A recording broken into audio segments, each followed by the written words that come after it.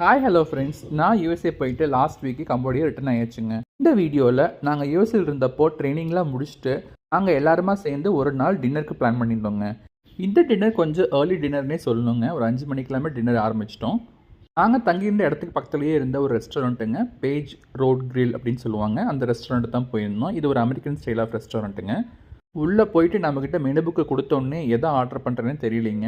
ஏன்னா இந்த மாதிரி மெனூஸ்லாம் நம்ம இதுக்கு முன்னாடி டேஸ்ட் பண்ணதே கிடையாது. ஸோ ரொம்பவே ஐடியா இல்லாமல் தான் இருந்தோம். ஸ்டார்டர்ஸை மட்டும் யூஎஸ் ஃப்ரெண்ட்ஸ் ஃபஸ்ட் வந்தோன்னே சொல்லிட்டாங்க. நாங்கள் ஆர்டர் பண்ணது பார்த்தீங்கன்னா கிராப் பைட்ஸ்னு சொல்லுவாங்க. இது வந்து கிராப் நல்லா பேஸ்ட் மாதிரி அரைச்சிட்டு கூட நம்ம நான் மாதிரி பிரெட் வச்சு கொடுத்தாங்க. அவ்வளோ சூப்பராக இருந்துச்சு.